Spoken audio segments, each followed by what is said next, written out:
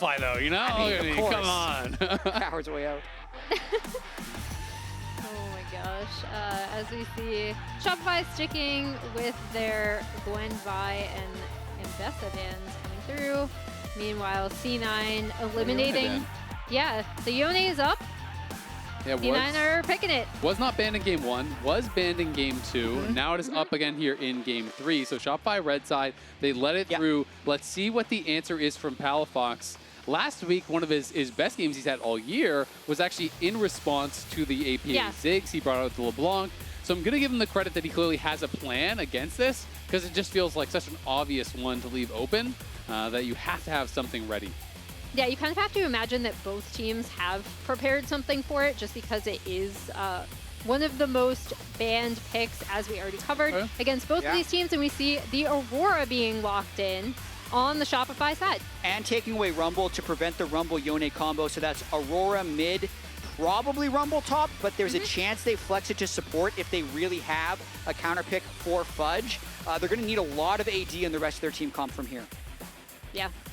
We'll see what they end up going with as the Galio hover comes in from C9.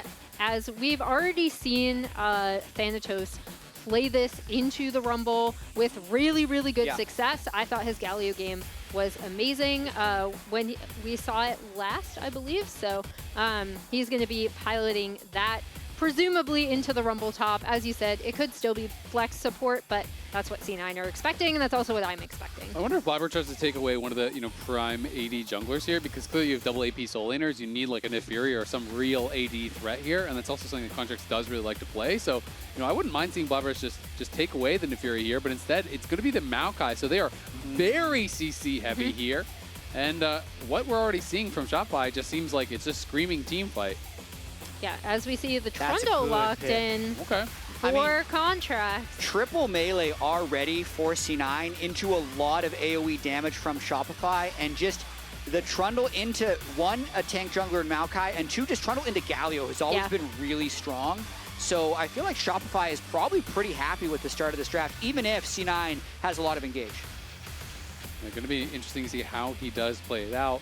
You talked about the matchup in the Galio. You can actually interrupt the Justice Punch, the E. That is really nice. And of course, if it is going to be tank Maokai, the ultimate has tremendous value. And a lot of times we do see, even Aftershock Galio, though sometimes players will play Phase Rush. It's kind of been alternating between those just based on personal preference. I'm expecting we would not see Aftershock, given that is a Trundle on the other side, though. Probably both of them are going to take Phase Rush just because they're up against Rumble Trundle, the Maokai and the Galio. So affecting their keystones for sure. So no AD carries have been picked yet, and we're getting a lot of bans towards that. Caitlyn, Jhin, Lucian, Sivir, all taken away, in addition to the Kai'Sa, the Varus, and the Senna, which have already been played. Of course, Ezreal, MF, all kinds of things are still up. Zarya, Philios. You can try to, Lucian banned out, but you can try to really limit it. But I do feel like AD carry is one of the most difficult pools to affect, because so many of them do similar things. Yeah, as we see Corki being removed, and Shopify will have kind of that first rotation onto AD. I fully expect them to pick 4 and then save their support counter pick for R5. So we'll see if C9 want to continue to thin that pool or just take something else out that they do not want to face. And it's Alistar. Yeah, so they don't care if Bvoy takes the Ezreal here, even though he'd be pretty elusive for what C9 will be able to throw at them. You also do need a lot of damage to cut through what C9 has here. So Bvoy trying to solve a lot of problems with this pick. Wouldn't be shocked if he just goes with the Ezreal, though. Yeah, it is something he's super comfortable on. We talked about how he kind of... Kalista. That's nice, too. That is interesting, if only because we kind of talked about how neither of these teams had a super high priority on Kalista, or at least not as high as other teams. And immediately we see that Ezreal Karma coming through, super push heavy lane, should be able to take control of that bot wave. And poke lanes have been one of the best answers to Kalista, especially here in the LTA North. Earlier on we were seeing a lot of answers of things like Varus, also Ashe even being quite successful. It is going to be Renata, and it is triple melee against that Renata, so the hostile takeover should get a lot of value here and allow Bvoy to play more aggressive, which you definitely need to do, because a lot of pressure on him to be that consistent damage here. I do actually quite like the draft from Shopify, I have to say, but there's so much playmaking, so much engage with the top half of the map over 4C9. Yeah, and we've been saying this actually in game 1 and 2, but C9 have been outplaying. They've been finding the engages, they've been pressuring side lanes, and just playing better overall. So it's really going to come down to how Shopify can stand up to the C9 aggression, because I feel like C9 has just found the correct team fight time and time again in both games 1 and 2, and this is an elimination game now for Shopify. They have to win the next 3 if they want to move on. That, and depending on where they're able to get push on the map, I feel like C9 have done such a good job of following up on that. Non-subscribers, we will see you in 30 seconds. Shopify have got to begin the comeback now. Game 1, very close. They had a great start. Game 2 was Cloud9 all the way. Yeah. I mean, we'll see if they are able to recover. They did cite their series against FlyQuest as an indicator of like, okay, we reset our mental, we know how to win games. I do think they have the mentality to be able to recover. These are all very experienced players, and we'll see if they can do it. All right, we are getting on to the Rift here. Shopify Rebellion versus Cloud9. Kia, Cloud9 trying to finish off the sweep here and go back to face off against FlyQuest, where they narrowly lost them last week in a 5-game series. The season-long scoreline also very close between these two teams. FlyQuest just up 1 game overall. I believe it is 6-5 on the year between FlyQuest and Cloud9, as Shopify will invade and get this early ward on the Raptors, which will, of course, be spotted. Shopify definitely came in as the underdogs with a ton of momentum. Seems like their momentum has been stymied here in the first 2 games. Interesting to note, Thanatos is going to play Aftershock, so he's still going to play Aftershock, even though it is into the Trundle. You know, maybe wasn't worried about the interaction or just not thinking about the interaction, but of course, if you do ult during that Aftershock, you are stealing additional resistances, can make you quite tanky, and it is going to be something that Thanatos will have to watch out for. Yep, as we see early wards going down to be able to track those junglers. Vulcan. Vulcan is in a lot of trouble. He got handshook very far in. Those spears are stacking. He pops the heal, just get the move speed to be able to walk it out. But it's Contractz on the invade here. Gets nothing as he went to try to steal this away. They had that warded out. Blaber secures the Raptors. He gets level 2, and now Contractz is just going to keep the invade going. Looks like he wants to move in and try to steal away this red. Note that Blaber did use his smite on the last camp, and Contractz did not. But still, doing this in the face of a level 2 Maokai is going to be tough. But right now, Blaber's the one tanking up the red buff, and it's Contractz pushing him back. But Contractz, he needs to finish this, where Blaber just kind of needs to buy time. Yeah, Blaber needs to buy time, get a few more E's off. I think Contractz does get it, though. Press the attack Trundle is that strong early on, but nice job by Blaber winning the smite, getting all the small ones, and getting level 2. Otherwise, that could have been really bad, comboed with the fact that Vulcan couldn't help since he'd been chunked out so early from the original engage. Yeah, the big thing, I think, is definitely that bot side pressure, right? That Contractz was also able to play against, as you already pointed out. Vulcan was not able to help the invade. Wasn't able to help the invade. Let's find out how Demonte feels about this series. He's standing by with Raz. That's right. Tanner, first question for you is like just that early game, level 1 play. Your thoughts on it? You know, Blaber and Contractz, I think they're pretty similar players, so a lot of stuff always happens early. Thank goodness that we got the red buff there. So I think this is pretty even now. Everything that happened right there, now junglers are going to play out the game pretty evenly. Maybe something is going to happen in the topside jungle, but we'll see. Looks like Contractz might be going for something crazy. And a quick question before I send you off is like, what's something that you tell, actually, you know what? For now, we're just going to send this one straight back to the caster so they can cover this one. Contractz going for Vulcan. Vulcan flashes away, but he's going to get pillared back, and it's going to be first blood grabbed there by Contractz, but they are not satisfied with that. They're trying to finish off Zven. Zven does not flash the spear. Spear rend, torn in half. It's 2 kills for Shopify. And why was that crazy? It's because that entire side of the jungle was empty. The counter jungle is there. If that doesn't work, Contractz is gambling the game on it, but he gets the double kill and it pays off.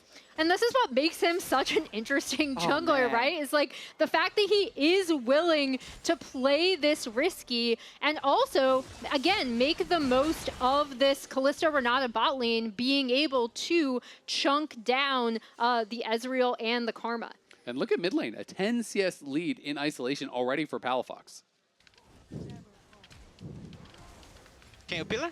I can catch. Here's that. I look Ezreal. No barrier. Oh, that's all I got. Nice job, guys. Nice. Okay, Maokai's gonna be here. If you can.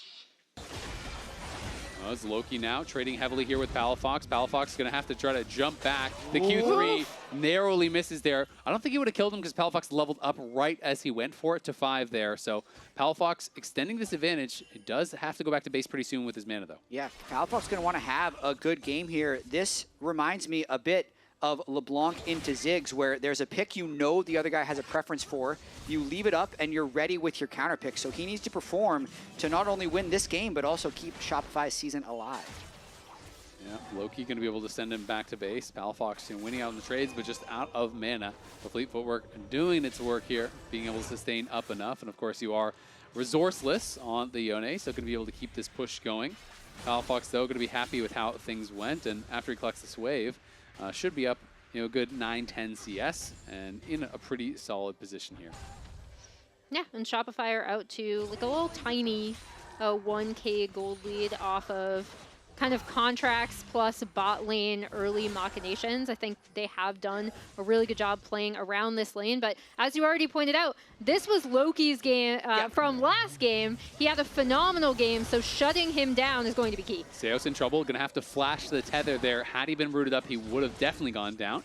Blaber elected not to flash for the Twisted Advance there, just happy to take the Summoner spell and allow them to walk it out. Yeah, Contractz here as well. This is Palafox. Palafox is moving down. They're going to try to pillar him in. Might have to just flash out. He's going to try to proc the phase rush and run to safety. Can Palafox actually close the gap? He cannot, because Blaber uses his own flash. Contractz just been so active, but hasn't really been farming. So he's a level 4 Trundle. 6 minutes into the game, doesn't have jungle camps either, and they're going to forego starting this Drake because the mid wave is there. They really need to make sure Loki doesn't get out of hand like he did last game.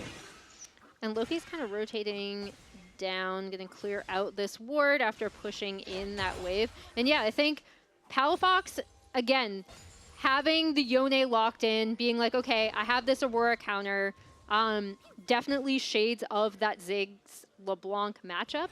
And then going forward, we'll see how important it is for them to keep this Yone down as... Blaber has no flash. He's going to get pillared in. The Equalizer doing some work. In comes Galio to try to bail him out, but Fudge is there to cook him up. That tree's going to get burned down. They get the Galio ultimate too. They are going to be so happy with that. And the kill going over to Fudge is just the gravy on top. Contractz so active, so effective in this game 3. And if you're loving this finals weekend and can't wait for the next one, tickets are already on sale for the LTA Championship driven by Kia for next split. Join us in Dallas this September to watch the first ever LTA Championship. Visit Ticketmaster to get yours now. Those live events are a lot of fun. Definitely don't want to miss out on this one. Last time we went to Texas was the Danny Pentakill. Might have another moment like that, and you don't want to miss it. September 27th, 28th, going to be very exciting. Shopify, though, 1.6 thousand gold lead. They did have a similar lead in game 1, but overforced in that one. Really love their setup in this game, though, with the Rumble and Trundle burning down the triple melee. They also have the Kalista Renata not getting pushed in by the Ezreal Karma. All the little gambits the Contractz has tried to do in this game.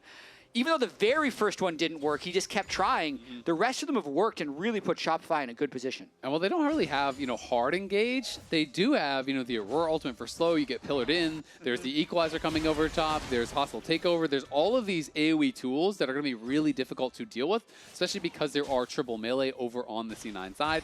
I think they're going to want to try to disengage the initial engage, utilize the Maokai ultimate, utilize, mantra shields here from the Karma, try to absorb that engage, and then I think in the extended fight, they definitely could take over. So we'll see if they're able to pull that off, as it is Contractz starting up the Dragon here. Blaber is in the area doing his red buff, but it does not look like they're going to want to contest this, as the Kalista Spears definitely stacking up, and Blaber's just overdoing Krugs.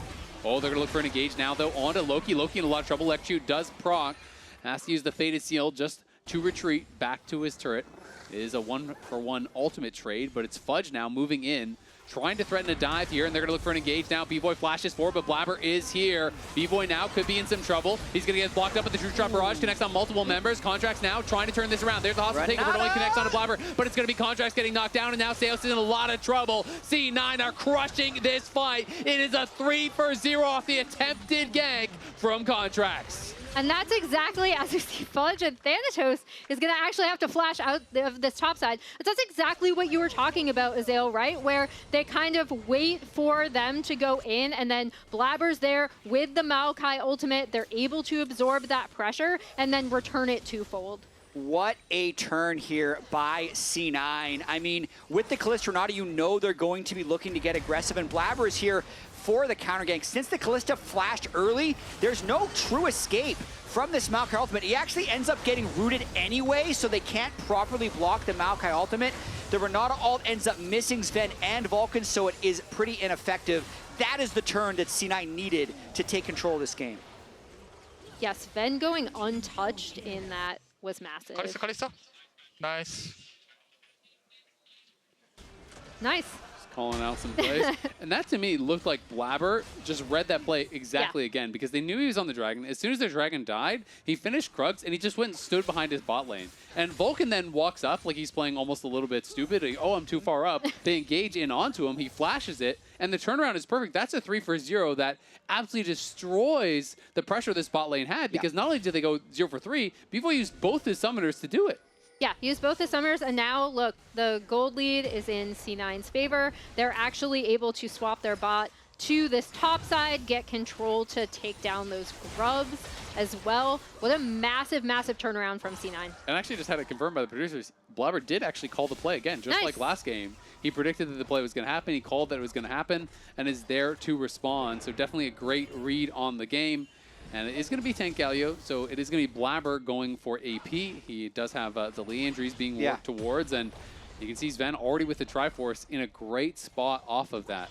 Absolutely, and I also just want to call out the MR item completion already by Thanatos. This is another reason the Galio is so good into the Rumble and Aurora, because it's good into both of the side lane matchups that he would need to play against. What I sometimes see in these situations is the Kalista, rather than setting up on mid, will try and set up on the side lane, but you need to be very far ahead to do that. Another reason that that triple kill was so devastating for Shopify.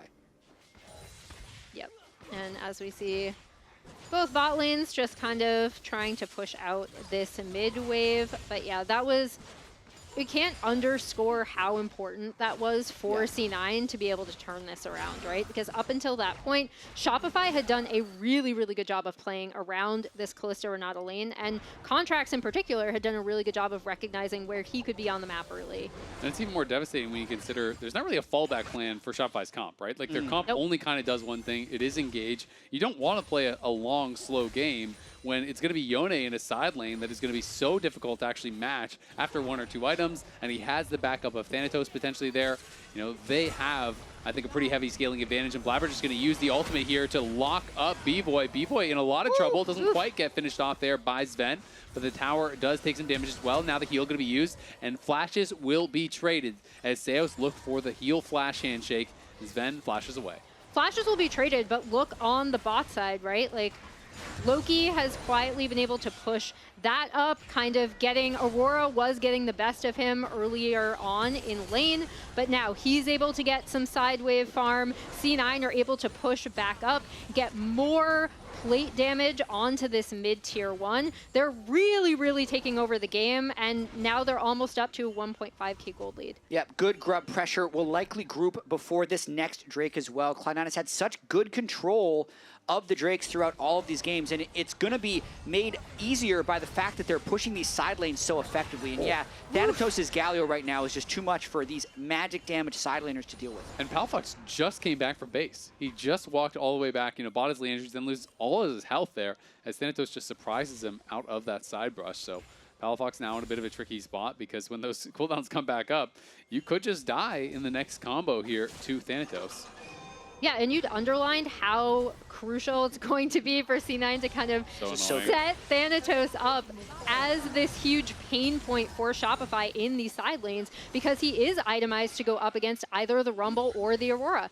And it looks like he's going towards potentially a Seeker's second here. You know, maybe going to be going for a bit of playmaking. Does have the cloth armor, you know, has that amp tome as well.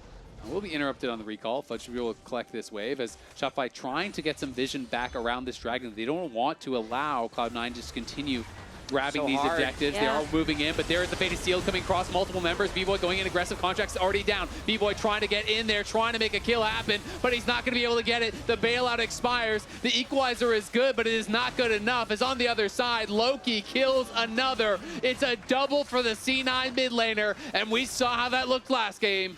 And C9 has been so decisive around Drake fights. That's the biggest difference I've seen from them. It's also incredibly difficult to move through a Leandry's Maokai and retake a zone. You see Fudge. why there. They He's just dead. one-shot them. Again. Oh. Oh, Barely able to get out of the tether range. Palafox looking here, but doesn't even have the damage. Gonna pop the ulti. Doesn't No. connect the twofold hex there onto Vulcan. Can only hit him with the weirding. Can't actually get it. Fist bump. Got out. Good job, bro. nice. I thought Fudge was dead there, to be honest. I thought they would be able to get in on him with poke damage. But again, the decisiveness from C9 that you point out, not just in the fight setups, but also in what they're able to get out of it, right? They seem to have a really, really clear idea of where they want to set up on the map immediately after winning these fights and skirmishes. Yeah, and I mean, when you're looking at the AD carry itemization, it's starting to feel a little bit rough. I mean, Bvoy has been flashing so aggressively, trying to make kills happen. You know, he flashed in the 0 for 3 bot lane where he's trying to set up that play. He flashed after his Zven, trying to make something happen here, and he still does not yet have that Blade of the Rune King, likely going back to base to buy it, but still, he is way behind the curve here against this Ezreal, and Kalista needs to be ahead because you need to be able to be in the mix, especially when there's this much CC, this much lockdown across all these melee champions. It is really tough. Like, he needs not only his damage items like the Rage Blade, but he needs to get to the eventual Jack show and things like this to be able to actually survive and not just get 100 to 0 to the Maokai W. Yeah, it's going to be really, really tough for him, especially since Zven has done... I mean, he has had the Triforce for so long. Yeah. And has been able to do so much with it. It feels pretty bad to be in Bvoy's position right now. And now every single gold lead has ticked over towards C9 side with the vast majority of it coming out of that bot lane. Yeah, I mean, Zven actually has 7,000 gold in this game, which is 1,000 more than anybody else on the entire map. No one else is over 6,000 yet. So Zven really able to take control of this game. And it's interesting because the side lanes are what's been so dominant in the setup, but then Zven has been able to actually push through the mid lane as well. So there's no lanes for Shopify to play through. On top of that, the AP Maokai saplings make it even more difficult for Shopify to retake. Like, we know Shopify needs to send it, but it's just so hard to do so in this situation. And I love seeing stuff like this from Blaber, right? Because you can tell he's waiting there. He can send the ult to completely zone them off if he needs it, but he doesn't even need to do so. And then meanwhile, on the bot side of the map, Galio just took down the bot side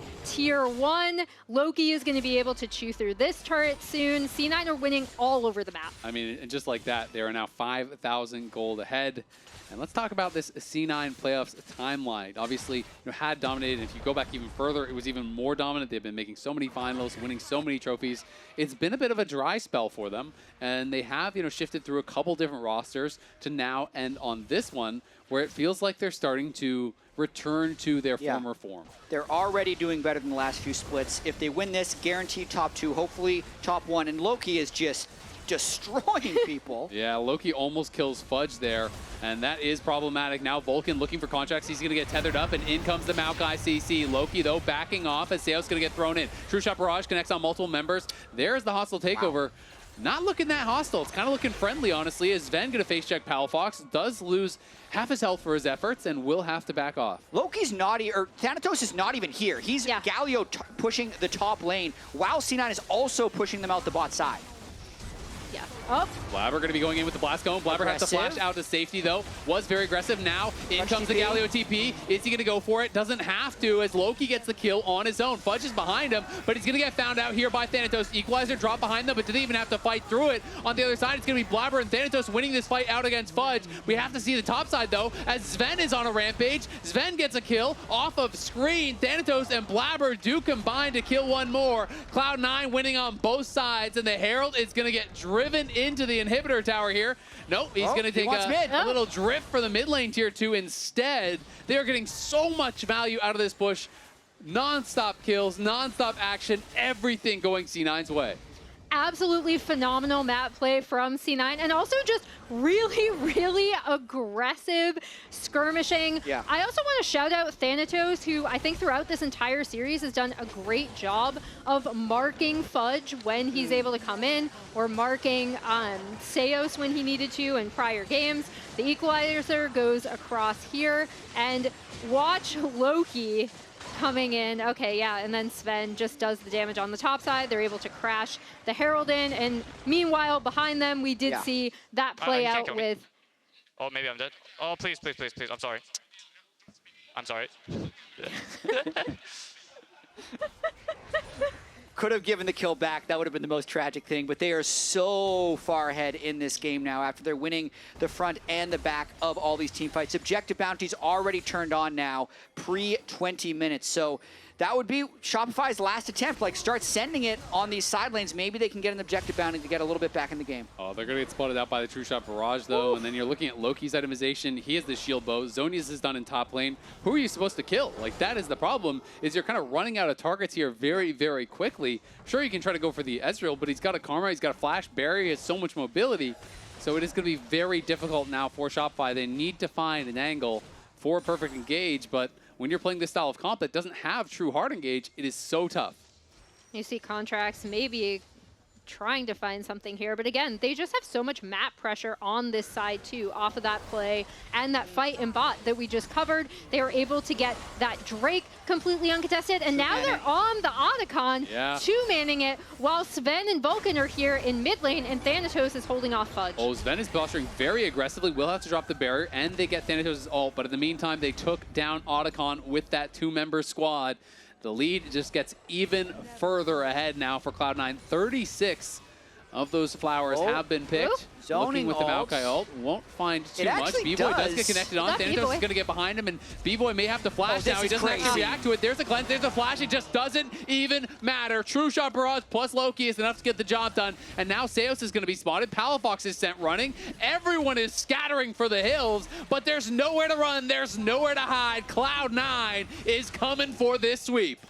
This Maokai coming out of Blaber is so aggressive. I've absolutely loved his setups. I've loved the way he plays this. The rest of the team is following up so well whenever he's able to snag a member of Shopify. What a fun game to watch from Blaber. Blaber wants to go back to the international stage. The last time they won in LCS, he always talked about how good his Maokai was, so he's returning to that comfort right here. C9 just looks so organized. That's the thing that stands out to me, and they're seeing these plays so well in advance. This could be a final attempt at a play here. Fudge is going to TP and does have his second item. Contractz very ahead of the play, though. The equalizer does drop down. Contractz is going to fall. You can see Thanatos getting incredibly low. Goes into the stasis, though, as they get a kill onto Palafox. Bvoy has now arrived, but Loki is there with him. Loki is tanking up the tower. Loki is going to have to snap back into that tower eventually here. Fudge on the other side is going to get a kill. The bailout is there. Can he get the shutdown? He does get one. It is a reset, but it's not quite enough.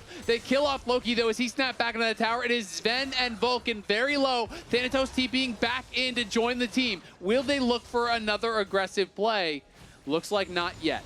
Loki lost his mind there. And he also took Blaber with him because Blaber tried to tank the turret at the back end of that fight to prevent him from the snapback. The overall look was okay, and they still get enough kills that Shopify doesn't gain a huge amount of gold from this, but this is just C9 just getting a little too aggressive at this stage in the game.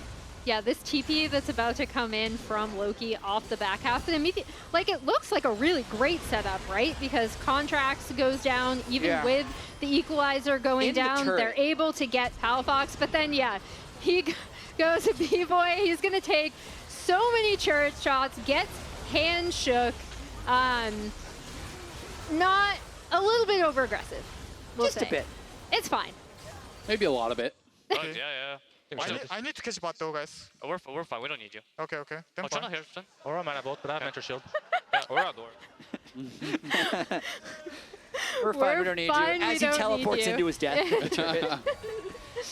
Zven now fighting here with Contractz, very unafraid. Thanatos coming on the side now. It's going to be Contractz taunted up as Bvoy is locked down. He's got no summoners this time, no way out. You can see that Maokai root connects into the back line, and there's Loki with the follow-up. They get a second. Seos is down, and Fudge is sure to follow. He is overheated, and he is dead. Contractz trying to hide here from Vulcan. Will get spotted now, though, as Contractz going to be able to get rooted up. Does pillar out Thanatos, so it's just Vulcan in 1v1 right now. Going to be chasing him down, though. You just can't get away from the tethers. The CC just doesn't ever end. Zven goes godlike. It's 18-6. It's an 11K gold lead, and Cloud9 are already in the base. Yeah, I was gonna say, meanwhile, Blaber and Loki are just tearing apart their base, right? They're gonna be able to take down this mid-inhib turret, mid-inhib soon to follow.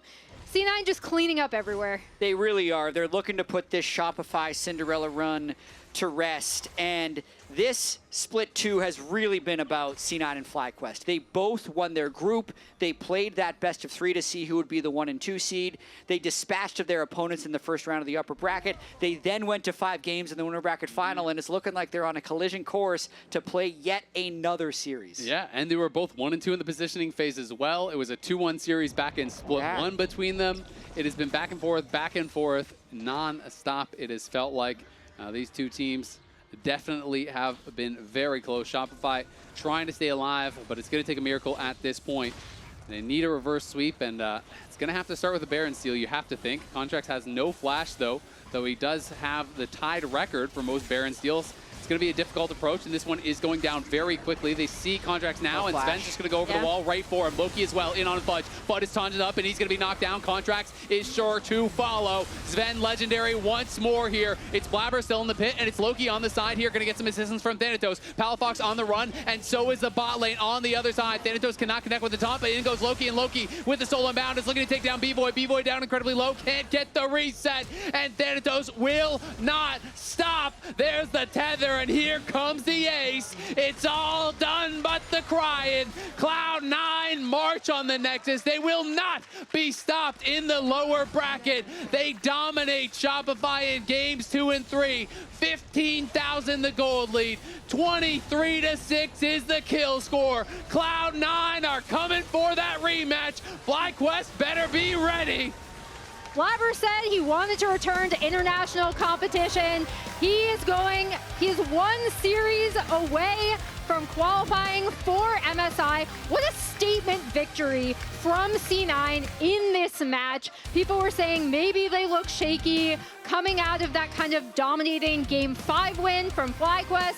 They'll have a chance to prove everyone wrong going up against FlyQuest tomorrow. And the thing that I like to see the most was the performances from both Thanatos and Loki, the 2 least experienced members of Cloud9. Thanatos looked a little shaky in Game 5 against FlyQuest. Both Thanatos and Loki played with an extreme amount of confidence today. The veterans did show up, Zven, Vulcan, Blaber, all great series, but really the solo lane excellence from C9 helped them to this dominant 3-0.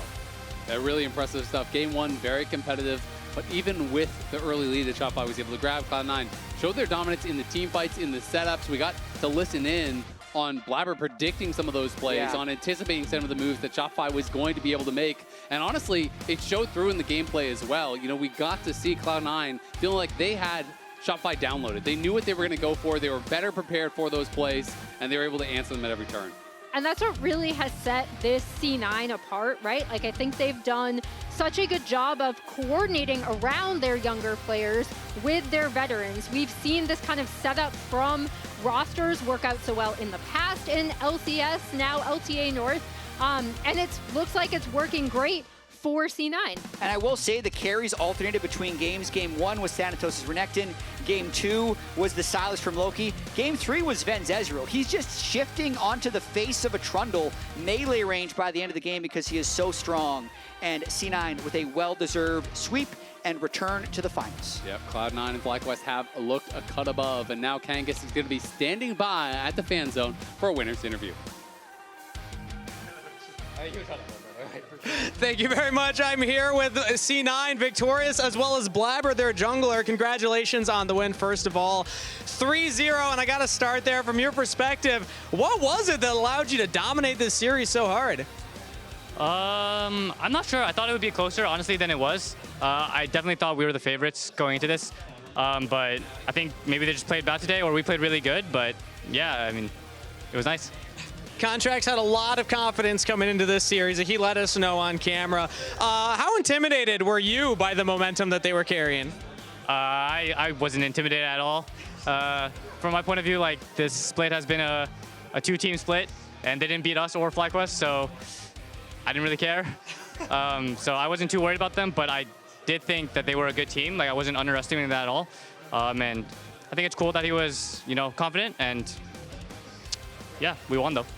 You did end up taking the win, again, 3-0, very dominant, as opposed to the beginning of the split where, when we were talking to you on camera last, you were saying you didn't feel like the team was necessarily at their peak early on. You've been scaling. So what do you feel about where the team is right now? Is this a championship winning form, Cloud9?